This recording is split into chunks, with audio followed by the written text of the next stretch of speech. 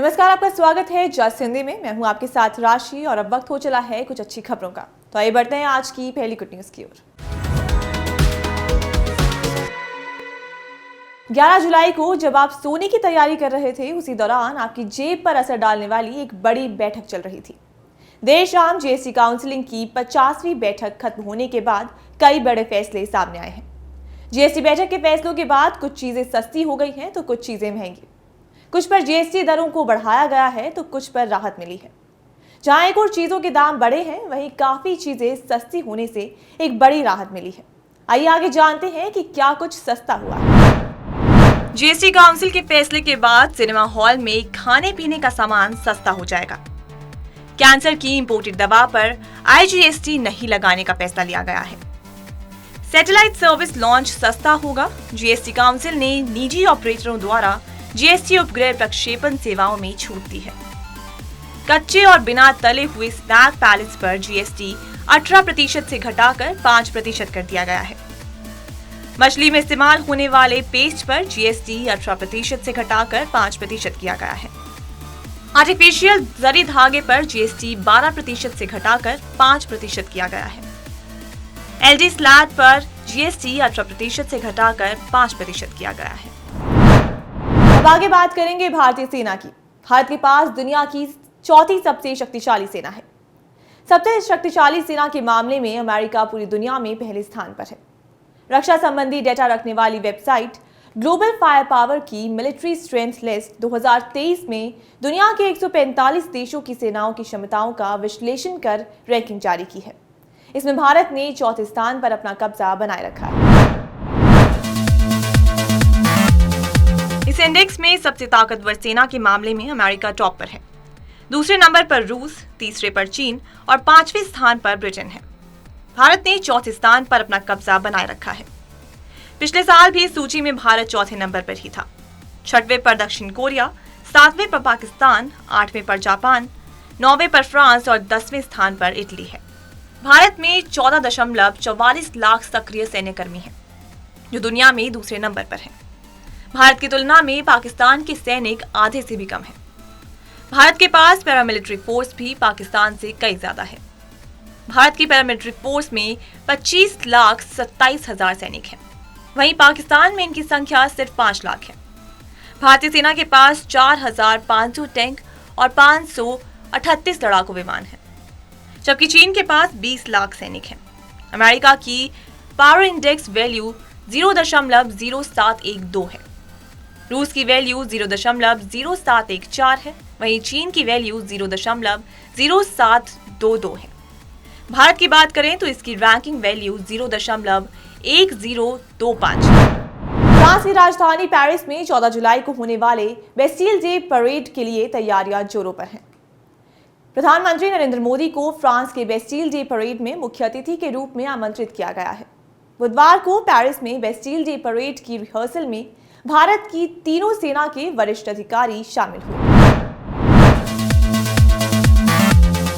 फ्रांसीसी एयरफोर्स के colonel theory ने पीएम मोदी की आगामी फ्रांस यात्रा पर बात करते हुए कहा कि बेस्टिल डे परेड पर जब मैं और मेरे सैनिक काम कर रहे होंगे तो हम आपके प्रधानमंत्री और हमारे फ्रांसीसी राष्ट्रपति की ओर देखेंगे। ये बहुत भावुक कर देने वाला उदाहरण है, क्योंकि हम उनसे लगभग 30 मीटर की दूरी पर होंगे, इसलिए ये बहुत प्रभावित करने वाला पल होगा। भारत की थल, जल और वायु सेना के दल ने बेस्टिल डे परेड के लिए बुधवार को अभ्यास सत्र आयोजित किया। दल ने सारे जहां से अच्छा हिंदोस्तां हमारा की धुन पर मार्च किया। भारतीय नौसेना के कमांडर प्रतीक कुमार ने कहा कि ये न केवल सशस्त्र बलों के लिए बल्कि भारत के पूरे लोगों के लिए एक महान भावना है कि हमें फ्रांसीसी सरकार के प्रतिष्ठित कार्यक्रम बेस्टिल डे में प्रतिनिधित्व करने का मौका दिया गया है। हमें खुशी है कि हम थल सेना, नौसेना और वायु सेना की त्रिसेवा टुकड़े के साथ हिस्से के रूप में मौजूद हैं। चंद्रयान 3 की तैयारियां भी जोरों पर हैं। चंद्रयान 3 के लैंडर को हेलीकॉप्टर से गिराकर उसकी टेस्टिंग की गई। हर तरफ सोलर पैनल लगाए गए, पहिए मजबूत किए गए। 2019 में चंद्रयान 2 की आंशिक सफलता के बाद इसरो ने लगातार ऐसे परीक्षण किए जिनसे चंद्रयान 3 की हर संभावित खामी से निपटा जा सके। फेल होने पर क्या होगा और हल या विकल्प क्या हो सकता है। इसरो के चेयरमैन एस सोमनाथ ने बताया कि 2019 में हम सॉफ्ट लैंडिंग में असफल रहे थे। इसकी वजह ये थी कि खोजने के लिए हमारे पास सड़क हादसे की तरह मौके पर पहुंच हालात को जानने या फुटेज देखने का जरिया नहीं था। इसलिए चंद्रयान 2 मिशन के डेटा का विश्लेषण किया और उसके सिमुलेशन से देखा कि क्या गलत हुआ, क्या समस्या थी। प्रोपल्शन सिस्टम में दिक्कत हुई। इसने लैंडर की गति अनुमान से ज्यादा बढ़ा दी।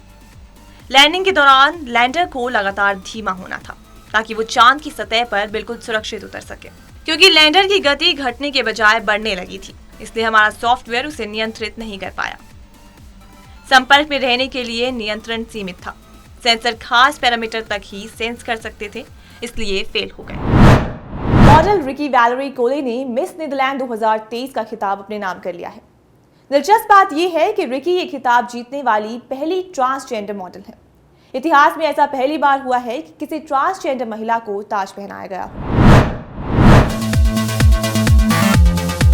इस जीत के साथ ही मॉडल रिकी वैलेरी कोले ने प्रतिष्ठित 72वें मिस यूनिवर्स खिताब की प्रतियोगिता के रूप में अपनी जगह पक्की कर ली है। 22 वर्षीय मॉडल ने शनिवार को एम्स्टर्डम में आयोजित एक शानदार समारोह के दौरान हबीबा मुस्तफा, लू डर्च और नथाली को हराकर ये प्रतियोगिता जीती। इतिहास रचने के बाद अपनी खुशी जाहिर करते हुए उन्होंने एक इंस्टाग्राम पोस्ट में लिखा कि ये मैंने कर दिखाया। मैं कितनी खुश और गौरवान्वित हूँ, इसे बयां नहीं कर सकती। उन्होंने अपनी कम्युनिटी को प्राउड फील करवाते हुए और ये बताते हुए आगे लिखा कि ये भी किया जा सकता है। हाँ, मैं एक ट्रांस हूँ और अपनी कहानी सबके साथ शेयर करना चाहती हूँ। मैं रिकी हूँ और ये सब मेरे लिए बहुत मायने रखता है। मैंने ये अपने आप किया और ये पल हमेशा मेरे लिए सबसे खास रहेगा। इस दौरान मॉडल रिकी वैलेरी ने समारोह की तस्वीरें और वीडियो भी अपने इंस्टाग्राम पर साझा की, जिसमें अन्य मॉडलों के साथ उनके ताजपोशी के दृश्य शामिल हैं।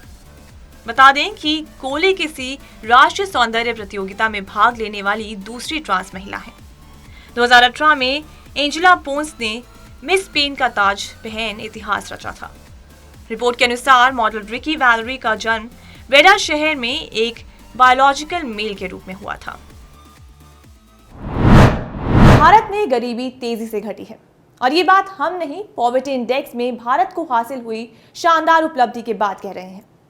दरअसल संयुक्त राष्ट्र ने एक रिपोर्ट पेश की है जिसमें दुनिया के 25 देशों की 15 सालों के अंदर गरीब लोगों की संख्या के बारे में बताया गया है। रिपोर्ट के मुताबिक इन 15 सालों में 25 देशों ने अपने वैश्विक बहुआयामी गरीबी इंडेक्स को सफलता के साथ आधा किया है, जिससे ये पता चलता है कि दुनिया में विकास तेजी के साथ हो रहा है और इन देशों में भारत भी एक है। भारत ने गरीबी सूचकांक यानी कि पॉवर्टी इंडेक्स में एक बड़ी उपलब्धि हासिल की है। मंगलवार को संयुक्त राष्ट्र ने जानकारी दी कि पिछले 15 सालों में भारत में लगभग 41.5 करोड़ लोग गरीबी रेखा से बाहर आ चुके हैं। संयुक्त राष्ट्र विकास कार्यक्रम और ऑक्सफोर्ड गरीबी और मानव विकास पहल ने मिलकर वैश्विक बहुआयामी गरीबी सूचकांक की रिपोर्ट जारी की है। इस रिपोर्ट में जानकारी दी गई है कि भारत सहित 25 देशों ने 15 वर्षों में वैश्विक बहुआयामी गरीबी सूचकांक में सुधार किया है। भारत के अलावा कंबोडिया, चीन, Congo, Honduras, Indonesia, Morocco, Serbia और वियतनाम जैसे देशों में भी बड़ी तादाद में लोग गरीबी रेखा से बाहर आ चुके हैं। संयुक्त राष्ट्र के आंकड़ों के मुताबिक अप्रैल में भारत ने जनसंख्या के मामले में चीन को पीछे छोड़ दिया था। रिपोर्ट के मुताबिक अप्रैल में भारत की आबादी 142.86 करोड़ थी। रिपोर्ट में भारत की जमकर तारीफ की गई है। रिपोर्ट में लिखा गया है कि भारत का प्रदर्शन काफी उल्लेखनीय है। 15 वर्षों की अवधि के भीतर 41.5 करोड़ लोग गरीबी से बाहर निकले। ये रिपोर्ट बताती है कि गरीबी से निपटा जा सकता है। इसके अनुसार हालांकि कोविड-19 महामारी की अवधि के दौरान व्यापक आंकड़ों की कमी से तात्कालिक संभावनाओं का आकलन करने में चुनौतियों का सामना करना पड़ा। जानकारी के मुताबिक साल 2005 से 2006 के दौरान देश में लगभग 64.5 करोड़ लोग गरीबी रेखा के नीचे जी रहे थे। इसके बाद साल 2015-2016 में ये संख्या घटकर 37 करोड़ पहुंची और 2019-2021 में ये संख्या घटकर 23 करोड़ पर पहुंच गई है। न्यूज में आज के लिए सिर्फ इतना ही, फिर लौटूंगी कुछ अच्छी खबरों के साथ। तब तक के लिए मुझे दीजिए इजाजत और देखते रहिए जस हिंदी। अपना फीडबैक हमें info@justbroadcasting.com पर मेल कर सकते हैं।